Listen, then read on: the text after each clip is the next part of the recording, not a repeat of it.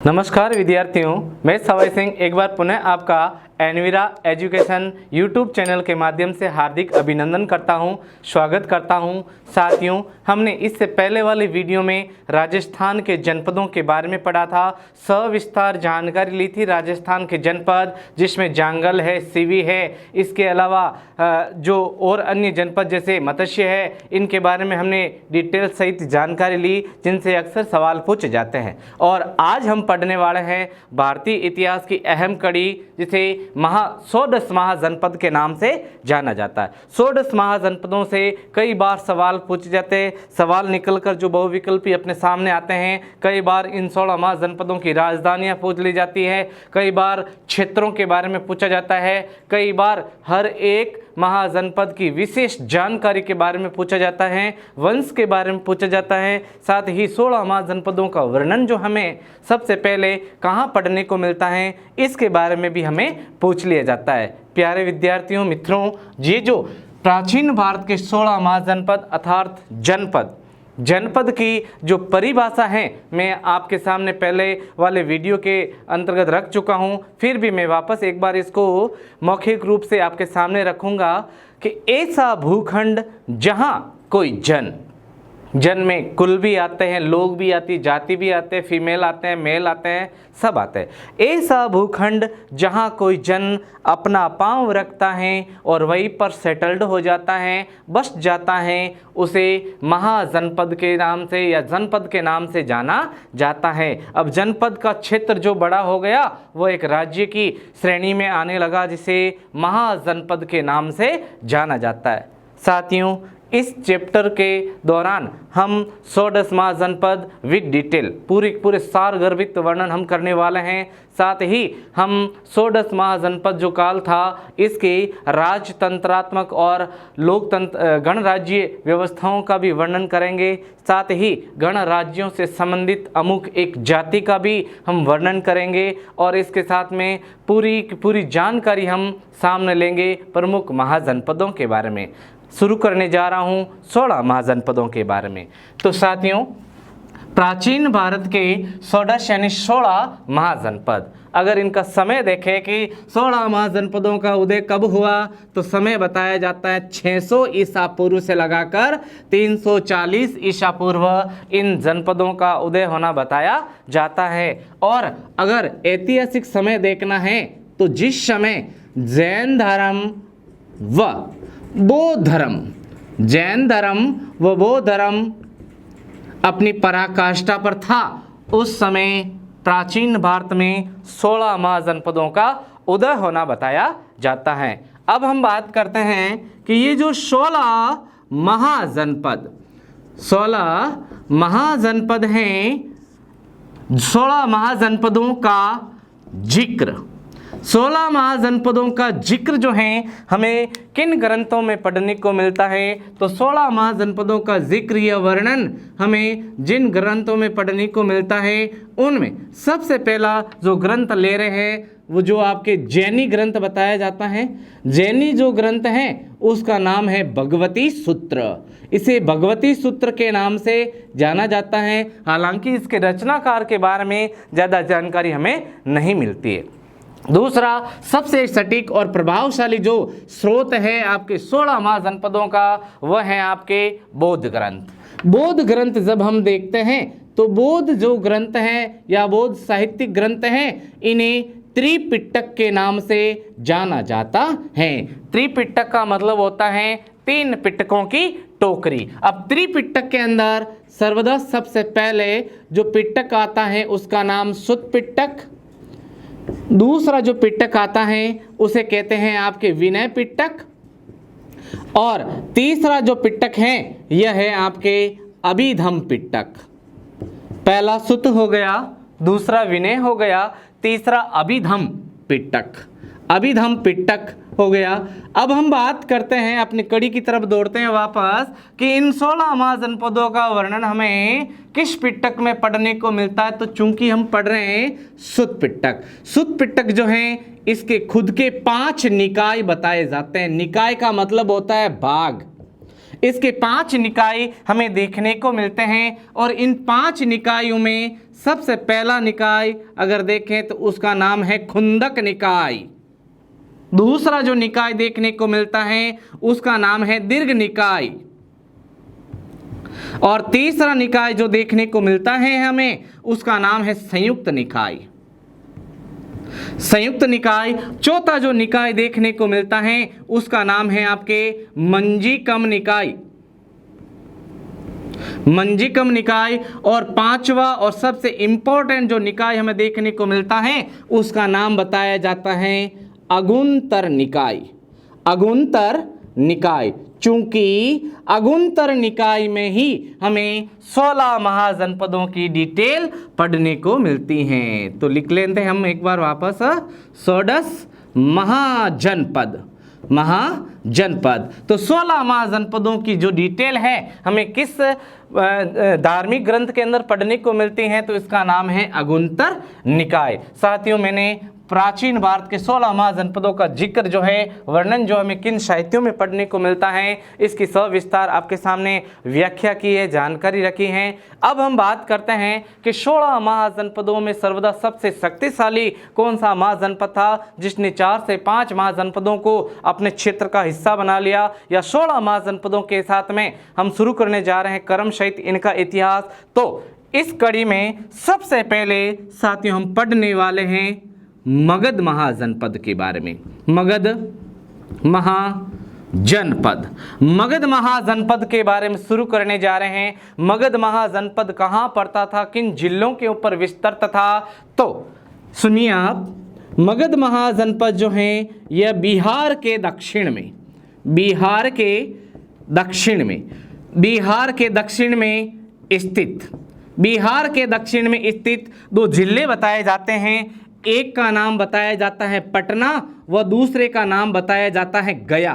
गया व पटना जिलों पर जो विस्तृत महाजनपद था उसे मगध महासाम्राज्य के नाम से जाना जाता है। अब कई बार मगध महासाम्राज्य की राजधानी पूछ ली जाती है, तो मगध महासाम्राज्य की जो राजधानी है यह 2 बताई जाती हैं, प्रारंभिक और बाद। प्रारंभिक जो राजधानी बताई जाती है मगध महासाम्राज्य की उसे ग्रीवज्र के नाम से जाना जाता है। ग्रीवज्र के नाम से इसे जाना जाता है। चूंकि दूसरी जो राजधानी है इसे राजगृह के नाम से जाना जाता है। एक बार सवाल पूछा गया राजगृह का अर्थ बताइए, तो राजगृह का अर्थ होता है राजा का घर। साथियों, और जानकारी देना चाहूंगा कि भारतीय इतिहास में हर एक क्षेत्र अपनी प्रभुसत्ता के साथ में निकल कर सामने आया कि प्राचीन भारत में सबसे शक्तिशाली जो क्षेत्र बताया जाता है उसका नाम है मगध। जब मगध अपनी ख्याति खो चुका तो उसके बाद में इंपॉर्टेंट बना है आपके कन्नौज। कन्नौज के बाद में बना थानेश्वर। थानेश्वर के बाद में बना है दिल्ली का, जिसे दिल्ली या दिल्ली के नाम से भी जाना जाता है। तो चूंकि कोई भी आक्रमणकारी है, राजा है, स्थानीय राजा या देसी राजा है, अगर उसने मगध को जीत लिया तो समझ लो संपूर्ण भारत उसके शासन के अंतर्गत आ गया, उसके एक छत्र शासन के अंतर्गत आ जाता था। बात करते हैं राजगृह। राजगृह का अर्थ बताया जाता है राजा का घर। राजगृह का अर्थ बताया जाता है राजा का घर। अब हम बात करते हैं मगध जो है इसका प्रतिष्ठित नगर। मगध महासाम्राज्य का प्रतिष्ठित नगर कौन सा बताया जाता है, तो प्रतिष्ठित नगर बताया जाता है मगध महासाम्राज्य का, जिसे पाटलिपुत्र के नाम से जाना जाता है।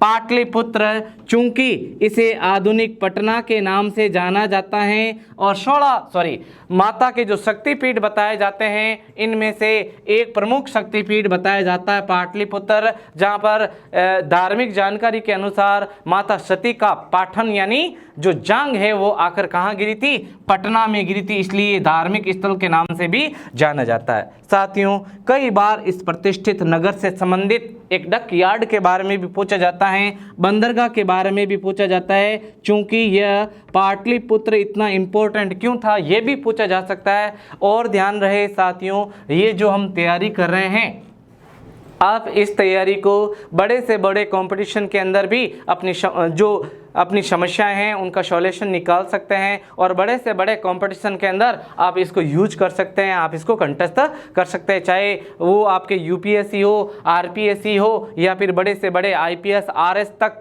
आप इनको यूज कर सकते हैं। ये जो तैयारी हैं सार गर्भित तैयारी मैं आपके सामने रखने का संपूर्ण प्रयास करूंगा। बात करते हैं पाटलिपुत्र से संबंधित बंदरगाह। तो पाटलिपुत्र से संबंधित जो बंदरगाह बताया जाता है साथियों वो बताया जाता है ताम्रलिप्ति।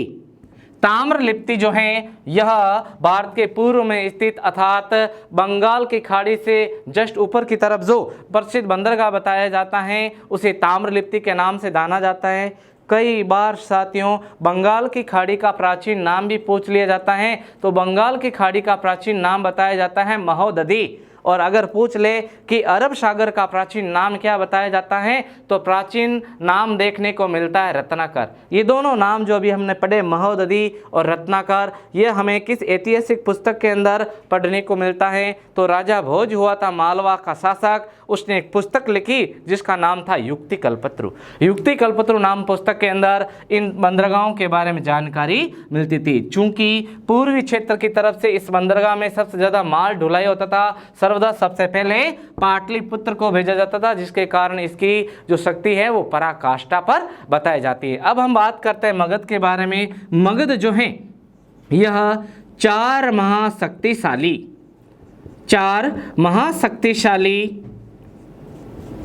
जनपदों में एक था। मगध महासाम्राज्य चार महाजनपदों में से एक था। और ये जो मगध हम पढ़ रहे हैं साथियों, मगध के बारे में और ऐतिहासिक जानकारी हमें क्या पढ़ने को मिलती है तो मगध जो क्षेत्र है, अगर बात करें हम भौगोलिक दशा की बात करें तो मगध का जो क्षेत्र है यहाँ पर खनन विशेष रूप से कोयले व लोहे के लिए प्रयुक्त माना जाता था। खनन खनिज के रूप में कोयले और लोहे के पर्याप्त भंडार बताए जाते हैं। और चूंकि मगध महासाम्राज्य जो है फला फूला प्रतिष्ठित नगर पाटलिपुत्र के कारण भी प्रसिद्ध था। चूंकि मगध जो बताया जाता है, इसके बात करें वन में बहुमूल्य लकड़ी, साथ ही वन में हाथी की बहुलता होती थी। हाथी अत्यधिक पाए जाते थे। ये किसके लिए काम लिए जाते थे तो बताया जाता है हस्ती सेना में प्रयुक्त होते थे हाथी। इसलिए मगध महासाम्राज्य जो है ये सबसे शक्तिशाली और प्रतिष्ठित नगरों में से एक बताया जाता है मगध महासाम्राज्य। अब हम आगे बढ़ते हैं साथियों। मगध महासाम्राज्य के बाद में अगला जो हम आपके महाजनपद पढ़ने वाले हैं उसका नाम है काशी महाजनपद। हम काशी महाजनपद के बारे में जानकारी ले लेते हैं। काशी महाजनपद क्यों इतना विस्तृत था, इतना इम्पोर्टेंट क्यों बनाया जाता है, इसकी राजधानी कौन सी बताई जाती है, ऐतिहासिक धार्मिक जानकारी के बारे में भी हम जरूर बात करेंगे। तो शुरू करने जा रहे हैं काशी महाजनपद के बारे में। किसके बारे में? काशी महाजनपद के बारे में हम डिटेल शुरू करने वाले हैं।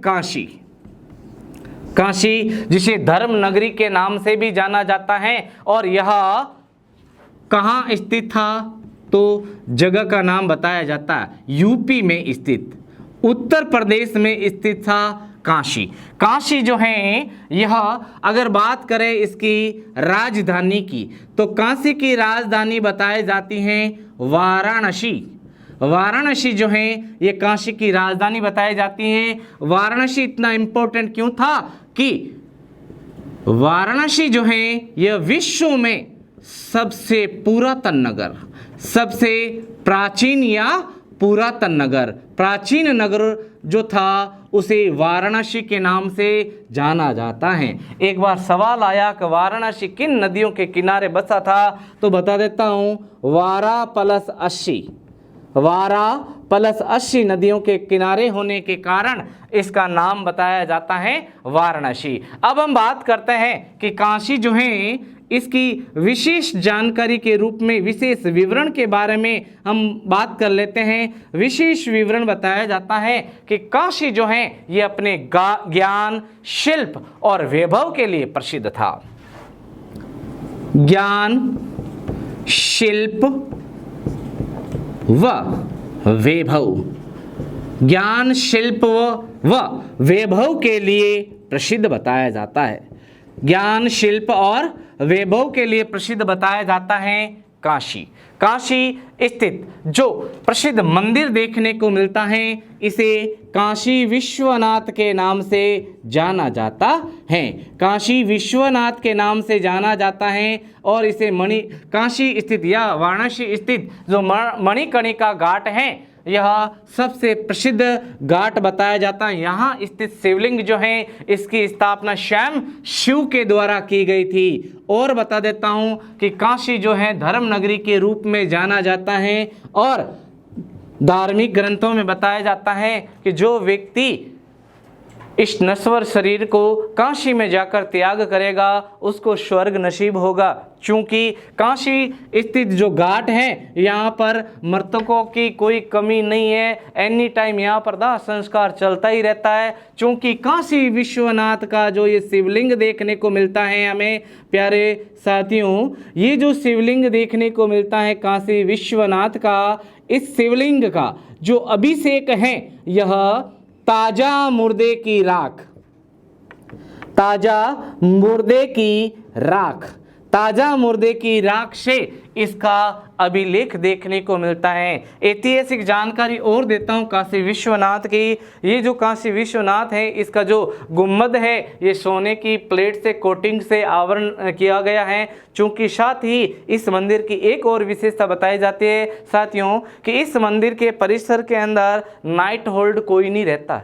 क्योंकि अगर नाइट होल्ड अगर कोई व्यक्ति यहाँ ठहर जाता है तो सुबह वो मरा हुआ ही मिलता है। और चाहे राजा हो, रंक हो, फकीर हो, भिखारी हो, कोई भी हो, इस मंदिर के सामने से कोई भी घोड़े या फिर हाथी आदि के ऊपर चढ़कर सवार होकर नहीं जा सकता था। ये चीज़ बताई जाती है काशी विश्वनाथ के बारे में। और काशी विश्वनाथ जो है काशी जो बताया जाता है यह किन किन वस्तुओं के लिए प्रसिद्ध बताया जाता है तो काशी घोड़े व सूती वस्त्रों के लिए प्रसिद्ध। काशी जो है घोड़े व सूती वस्त्रों के लिए प्रसिद्ध। काशी जो है घोड़े व सूती वस्त्रों के लिए प्रसिद्ध बताया जाता है। आगे बढ़ते हैं काशी विश्वनाथ की और जानकारी कि महाजनपद काल के अंततः इस महाजनपद को किस शक्तिशाली जनपद ने अपने में मिला लिया तो लिखना है काशी जो महाजनपद है इसे कौशल द्वारा विजित कर अपने में मिला लिया। काशी महाजनपद को कौशल द्वारा विजित कर अपने क्षेत्र में मिला लिया गया। काशी जो महाजनपद है इसे अंततः कौशल के द्वारा जीत लिया गया और अपने साम्राज्य में इसे मिला लिया। आगे बढ़ते हैं साथियों, बात करते हैं अगले महाजनपद के बारे में जिसका नाम बताया जाता है कौशल। कौशल महाजनपद जो है इसका विस्तृत क्षेत्र कहाँ पर बताया जाता है तो बताया जाता है उत्तर प्रदेश जो है उत्तर प्रदेश के अवध क्षेत्र पर विस्तृत। उत्तर प्रदेश के अवध क्षेत्र पर विस्तृत। अवध रामायण काल के अंदर जो उत्तर रामायण है इसके अंदर लव कुश के द्वारा भगवान श्री राम के दरबार के अंदर जो संपूर्ण रामलीला गाई जाती हैं उसके अंदर सीता के स्वयंवर हैं, राम का सीता को परित्याग करना, इन सब की डिटेल बताई जाती है। जनक का भी उदाहरण हमें देखने को मिलता है। 2 लाइन आपके सामने कि अवध में उत्सव है भारी, अपने वर का चयन करेगी सीता सुकुमारी। अवध में उत्सव है भारी अर्थात अवध क्षेत्र जो बहुत ही प्रतिष्ठित नगर था और यहाँ का जो राजा बताया जाता है उसे जनक के नाम से जाना जाता है चूंकि जनक मिथिला नरेश बताया जाते हैं। उत्तर प्रदेश के अवध क्षेत्र पर विस्तृत तथा कौशल महाजनपद। बात करें अगर हम इसकी राजधानी की, राजधानियाँ 2 कंडीशन में हमें पढ़ने को मिलती हैं कि अगर बात करें रामायण काल, रामायण काल जिसे महाकाव्य काल के अंतर्गत बताया जाता है, 1100 ईसा पूर्व में इसका जिक्र बताया जाता है। रामायण काल में इसकी राजधानी बताई जाती है अयोध्या। और महात्मा बुद्ध के काल में, महात्मा बुद्ध का जो समय बताया जाता है 583 ईसा पूर्व से लगाकर 563 ईसा पूर्व से लगाकर 483 ईसा पूर्व, 80 वर्ष की आयु। तो महात्मा बुद्ध के काल में इसकी जो राजधानी हमें देखने को मिलती है यह श्रावस्ती के नाम से इसे जाना जाता है। किसके नाम से? श्रावस्ती के नाम से इसे जाना जाता है। बात करते हैं कि कौशल जो जनपद हैं यहाँ पर कौन सा वंश प्रतिष्ठित था, तो कौशल महाजनपद पर शासन करने वाला वंश था रघुवंश। रघुवंश में कौन कौन से राजा हुए? रघु, राम, दशरथ और दिलीप। रघु, राम, दशरथ और दिलीप, इनका कर्म सही नहीं है, आपको जमाना है। रघु, राम, दशरथ और दिलीप, ये 4 प्रतिष्ठित यहाँ के राजा हुए। और पूछ ले कि रामायण काल में यहाँ पर महात्मा बुद्ध के काल में यहाँ पर प्रसिद्ध जो राजा हुआ उसे किस नाम से जाना जा सकता है भाई? तो ये अक्सर पूछा गया नाम बताया जाता है इसका प्रसेनजीत। प्रसेनजीत जो है यह शासक बताया जाता है आपके किसका? कौशल महाजनपद का। साथियों, हमने सबसे पहले मगध महासाम्राज्य, उसके बाद में काशी महाजनपद और उसके बाद में कौशल महाजनपद की सविस्तार जानकारी ली। अब आगे बढ़ते हैं। अगला जो महाजनपद है उसे मत्स्य महाजनपद के नाम से जाना जाता है। किसके नाम से? मत्स्य महाजनपद के नाम से इसे जाना जाता है। मत्स्य महाजनपद की ऐतिहासिक जानकारी भी लेंगे, विस्तृत क्षेत्र के बारे में भी हम जरूर जानकारी लेंगे। तो बात कर लेते हैं मत्स्य महाजनपद। मत्स्य महाजनपद के बारे में बात कर लेते हैं साथियों। मत्स्य महाजनपद जो है इसका विस्तृत क्षेत्र कहाँ से कहाँ तक देखने को मिलता है? तो मत्स्य महाजनपद जो है, बात इसके क्षेत्र की करें तो साथियों आधुनिक मत्स्य महाजनपद जो है आधुनिक जयपुर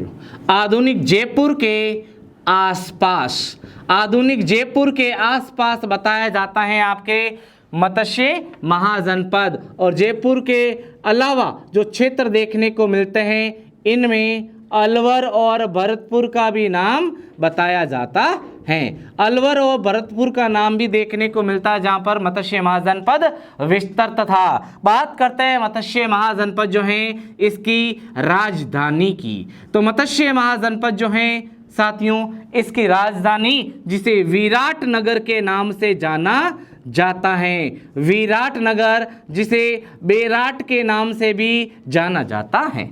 विराट नगर जो है यह प्रसिद्ध हुआ था महाभारत काल में। महाभारत काल में विराट नगर क्यों प्रसिद्ध था? क्योंकि विराट नगर जो है इसमें महाभारत काल में पांडवों ने, किसने साथियों?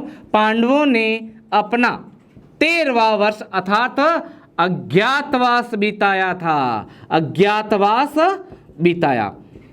अज्ञातवास कहाँ पर बिताया, ये सवाल पूछा जा सकता है। तो पांडवों ने अपना अज्ञातवास बिताया था आपके विराट नगर में। कहाँ बिताया था? विराट नगर के नाम से इसे जाना जाता है जो मत्स्य महाजनपद की राजधानी के रूप में देखने को मिलता है। अब हम बात करते हैं कि ये जो बेराट है या मत्स्य महाजनपद है इसकी ऐतिहासिक जानकारी की बात करें और अन्य फैक्ट में, तो यहाँ विशेष विवरण के दौरान हमें कौन सी चीज देखने को मिलती है? तो विशेष विवरण जो देखने को मिलता है यह मिलता है आपके बाबरू का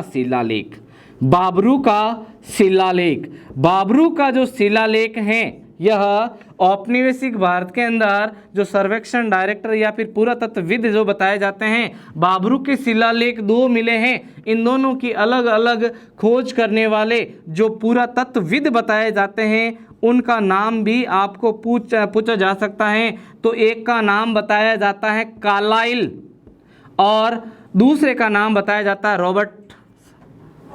मेजर बर्ट रॉबर्ट, एक कार्लाइल के नाम से जाना जाता है और दूसरा नाम बताया जाता है बर्ट। तो एक कार्लाइल हो गया, दूसरा बर्ट के नाम से जाना जाता है। चूंकि बाबरू का जो शिलालेख है इसमें हमें डिटेल पढ़ने को मिलती है कि सम्राट अशोक मौर्य जो हैं ये बौद्ध धर्म को मानने वाला बताया जाता है। और एक सवाल साथियों कि बाबरू का जो शिलालेख है ये आधुनिक किस म्यूजियम या संग्रहालय में स्थित है, तो बताना चाहता हूं Calcutta museum. Calcutta museum, Calcutta museum, Calcutta museum में स्थित है आपके बाबरू का शिलालेख। तो मत्स्य महाजनपद की संपूर्ण जानकारी हमने साथियों इस चैप्टर के दरमियान ली है। मत्स्य महाजनपद के बाद में अगला जो महाजनपद है उसके बारे में बात करते हैं, जिसे अंग महाजनपद के नाम से जाना जाता है। किसके नाम से?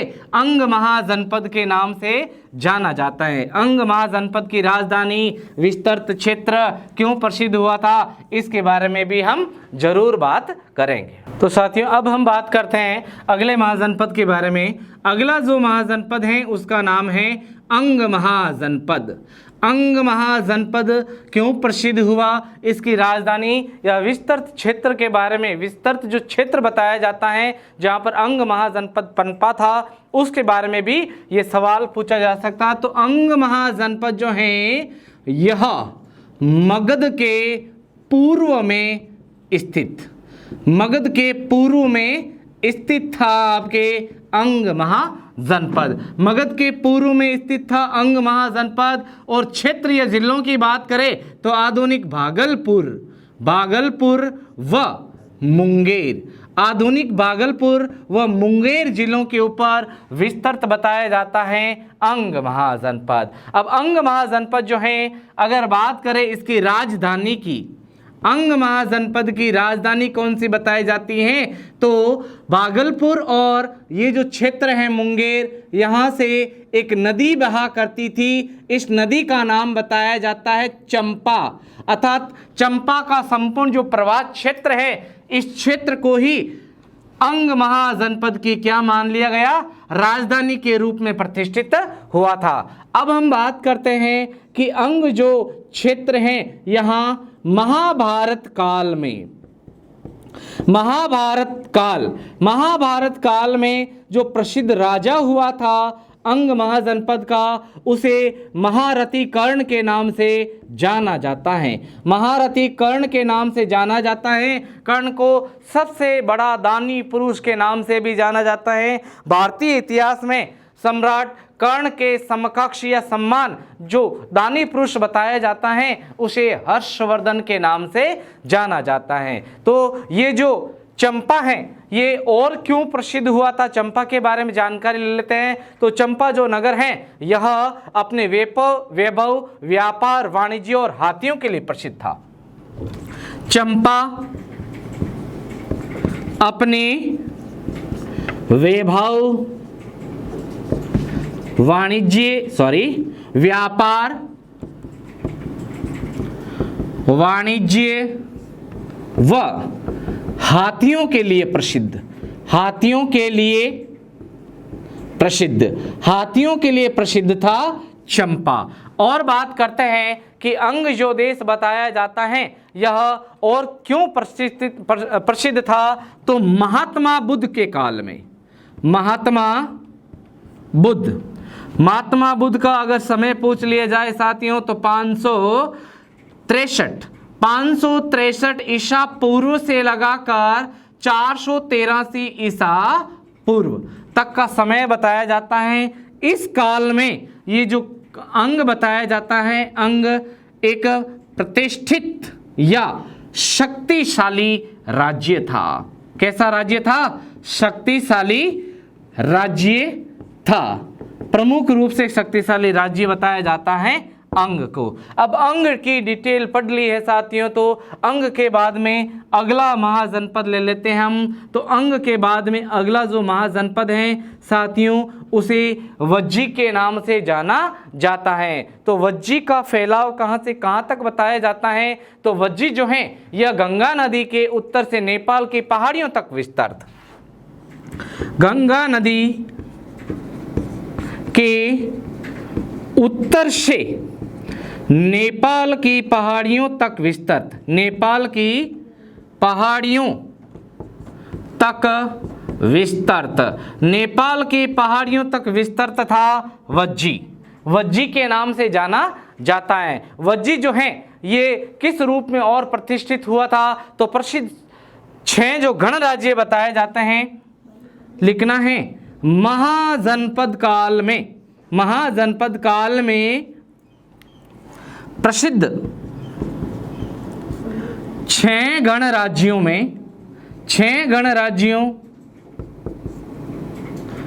गणराज्यों में से एक बताया जाता है वज्जी को। और 6 गणराज्यों का जो संघ बना है इसे वज्जी संघ के नाम से जाना जाता था। गणराज्यों का जो संघ हुआ करता था उसका प्रमुख जो बताया जाता है उसे वज्जी के नाम से जाना जाता है। अब हम बात करते हैं वज्जी जो है इसकी राजधानी की, कि वज्जी महाजनपद जो है इसकी राजधानी की बात पूछ ली जाए अगर आपसे कि वज्जी महाजनपद की राजधानी बताइए, तो वज्जी की राजधानी बताई जाती है वैशाली, वैशाली बताई जाती हैं। और वैशाली जो है यह महात्मा बुद्ध के काल में एक प्रतिष्ठित नृत्यांगना के कारण प्रसिद्ध हुई थी, जिसका नाम बताया जाता है आम्रपाली।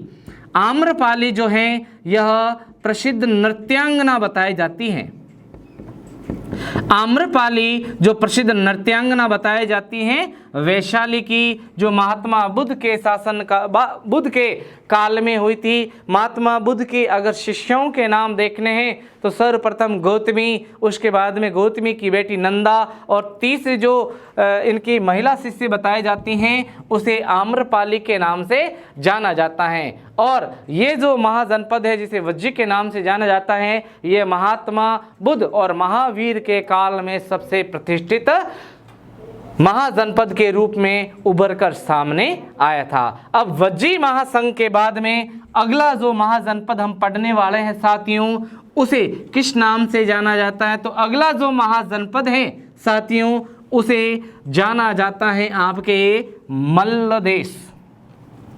मल्ल देश के बारे में जानकारी ले लेते हैं।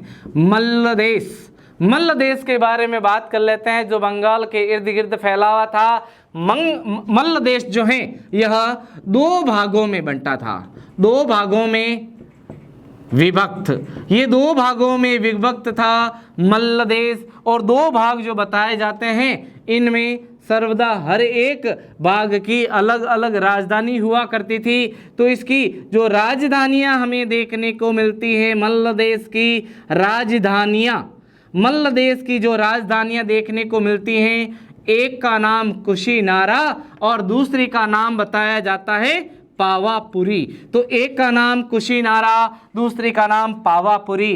सवाल कई बार पूछा गया है साथियों कि कुशीनारा में किस का निधन हुआ था, किसका निर्वाण हुआ था, तो नाम आता है महात्मा बुद्ध का।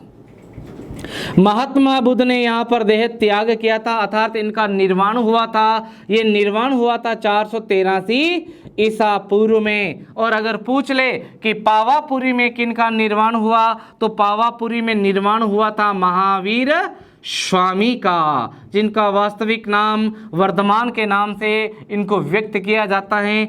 इनका जो निर्वाण हुआ है ये 527 ईसा पूर्व में बताया जाता है। अब मल्ल देश जो है यहाँ के लोग जो बताए जाते हैं, विशेष विवरण जान लेते हैं हम। विशेष विवरण, मल्ल देश के बारे में विशेष विवरण हम जान लेते हैं।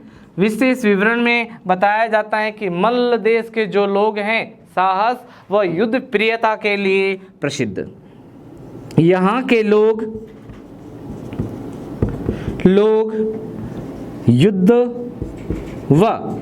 युद्ध व साहस के लिए साहस या युद्ध के लिए प्रसिद्ध बताए जाते हैं। तो प्यारे साथियों, हमने आज के इस चैप्टर के दौरान हमने भारतीय प्रमुख महाजनपद, इनकी परिभाषा और इनका जो जिक्र है, वर्णन है, किन ग्रंथों में बताया गया है उसके बारे में, साथ ही 5 से 7 महाजनपद जिनमें मल्ल है, वज्जी हैं, अंग है, मत्स्य है, कौशल है, इसके साथ में मगध हैं, इनके बारे में सविस्तार जानकारी ली है। बाकी जो बचे हुए महाजनपद हैं वो अगले पार्ट्स में हम पढ़ेंगे। धन्यवाद।